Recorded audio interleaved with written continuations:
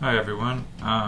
Wanted to share a brief little revelation I had this morning while eating some kind of Mexican candy. This is a typical Mexican food. I know it doesn't look very good on the camera, but these are called Mueganos. And the way you can see them, I'm just eating a piece right now, they're sold as like this bunch. It's a caramelized kind of a bread thing. But if I try to just eat this the way it is, it's basically kind of impossible. I can't get this in my mouth. So I have to break this into pieces. Okay, and then I get a smaller chunk and a smaller chunk. Still, this is a bit kind of crazy to try to eat all of this. So I need to keep breaking it into smaller chunks and smaller chunks and smaller chunks until finally all I have are these bite-sized pieces.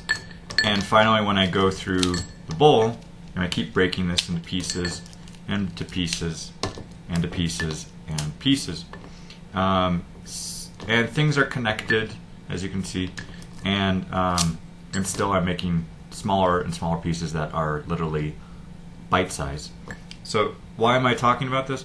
Well, I kind of got this idea that, well, now if I look at these, they're all just little bite-sized pieces, and I can eat these. It's no longer just this huge chunk that's going to be impossible. And why am I talking about this? Well, I got this idea thinking about, like, well, languages.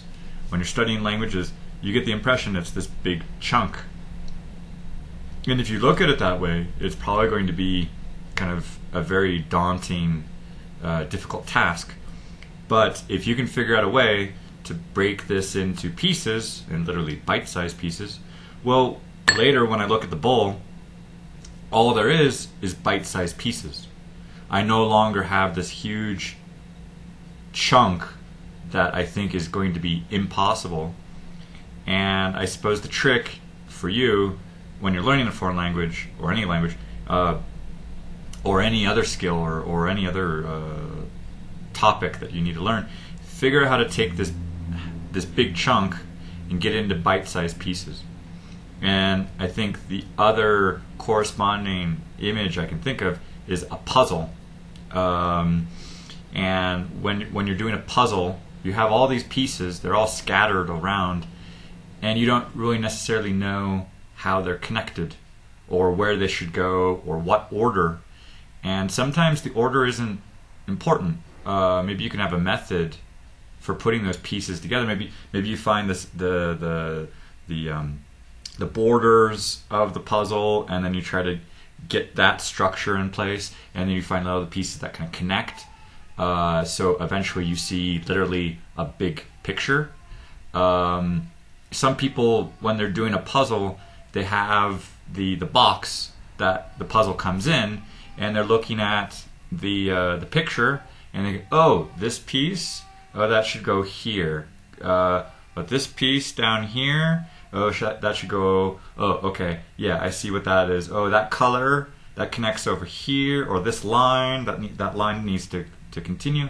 So you find little details that help you see the big picture.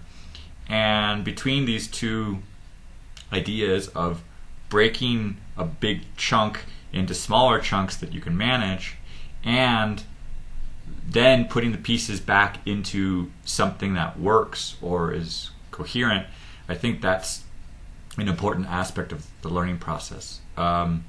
Yesterday I was watching a video, a TED Talk by Benny Lewis that he said in 2011, and he's a rather famous polyglot, and he was explaining that he was getting very frustrated by just studying foreign languages, like for Spanish, like he lived in Spain, and just trying to study it for 6 months, but never really speaking.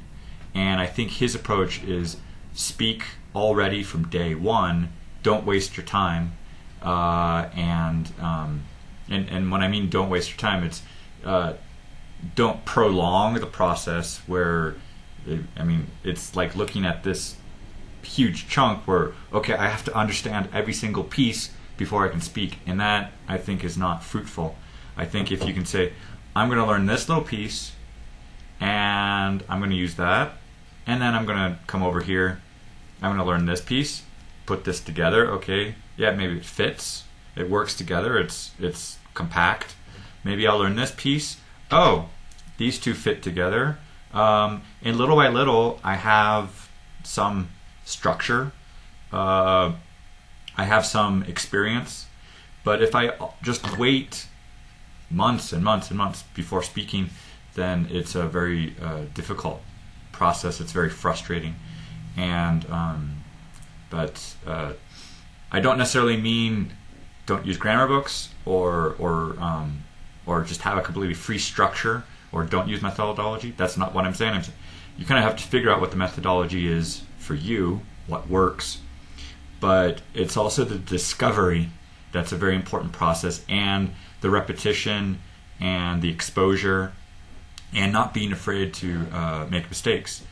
So, I mean, maybe this first piece, I don't master it, but I learn some things, and then I move on. I try something else, and maybe that's connected. So, okay, I get some more experience with this piece, and then that connects, and I mean, it can be kind of haphazard where you're going from different topic to another one, but what accumulates is this kind of familiarity with the language, exposure to what's correct, what's wrong, and make lots of mistakes. I agree with that. I think Benny was saying that. Make lots of mistakes, because one thing he didn't mention with mistakes is that let's say you're doing a multiple choice test and there's 4 answers. Well, if you make enough mistakes, you find the right answer. So, I mean, if you get instant feedback, let's say from a native speaker, if you try answer number 1 and it's wrong, well, okay, now you've limited the rest of the choices. Now, instead of being 1 and 4, well, now you've got like 1 and 3. So, okay, I do another choice, it's wrong. Well, okay, now I've limited it and I have 1 and 2. So I make another mistake. Now my choice is 1 in 1. What are the chances that I'm going to get this one wrong? It's almost 0. So maybe in another situation, maybe this is not 4 individual answers at one moment, but maybe this is trying the same speaking or understanding 4 times, and maybe by the 4th time, after I make these mistakes, I know enough information to get the right answer or get the right idea, or looking at it from different perspectives. You can look at pictures as like black and white, or kind of when you're doing deduction, logical deduction of answers, you can get an indirect answer by probing or testing everything around it. So maybe you don't have to go directly to something and confront it. Maybe you can look at details that are surrounding it, and that will give you enough information to give you the right answer. So mistakes can be a very fundamental learning tool when you're testing, I don't know, some grammatical structures. Say, okay, I'm going to try this sentence. That's wrong. But maybe don't take it so personally when saying, oh, that sentence is wrong. You kind of have to go a little bit further. Why is it wrong?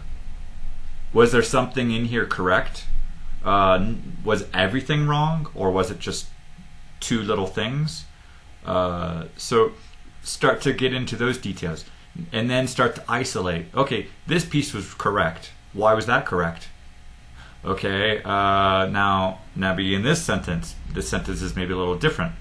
Okay, this piece is right, but this one's wrong. Why?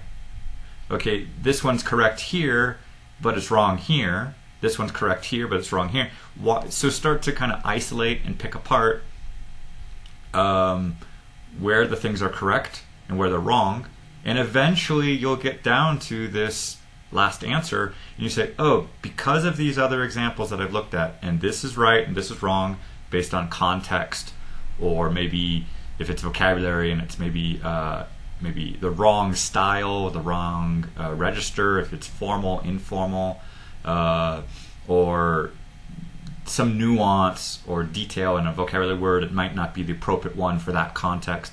So it's figuring out those little details. And a grammar book might not be able to express all those details because languages are spoken by thousands, millions of people, and we each have a tiny little impression or a little piece of information that we feel when we're speaking that language, or we hear that phrase, or we hear intonation in the way someone speaks, or this vocabulary has a connotation that's different from this one. And I think as all language learners and all language speakers, we each are like a little piece in a puzzle, and we all fit together in different ways, and we kind of create that language. And as you're learning it, you kind of have to meet a lot of people and read a lot of books and see a lot of websites and see things from different perspectives and get a lot of that input. And so eventually you make enough mistakes, you get the right answer, and you start making conclusions, and you go through a thought process to figure out, why does this work? Why does this not sound wrong? Because also when you're speaking to native speakers, not everyone is a teacher.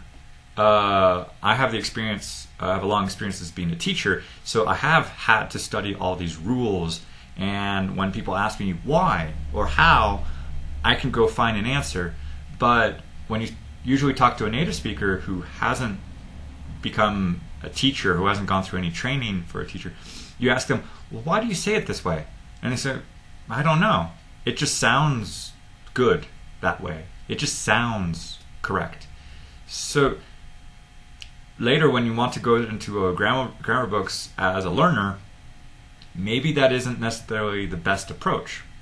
Maybe you just need more and more exposure as you are learning the language to figure out, okay, I know 3 mistakes and now I know 1 that's correct, but once I figure out what that correct one is, suddenly something triggers in the brain and you start to see it everywhere.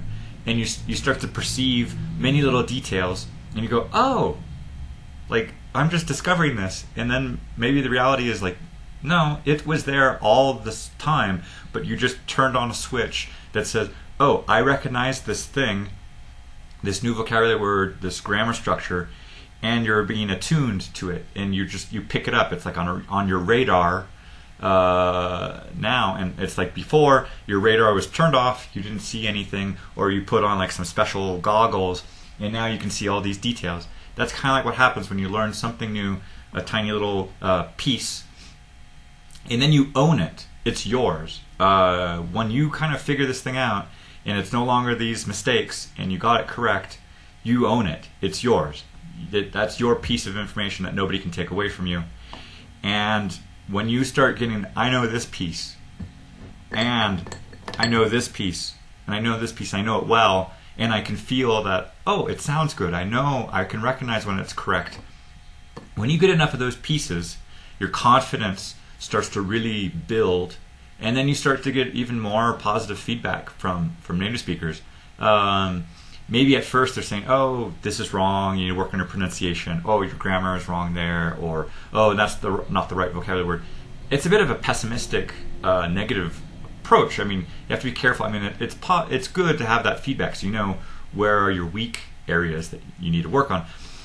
But there's this huge confidence building when you start to get positive encouragement of people shifting to the opposite, not you did this wrong, but they're trying to say, you're doing that correct. You're doing that well. Keep doing that.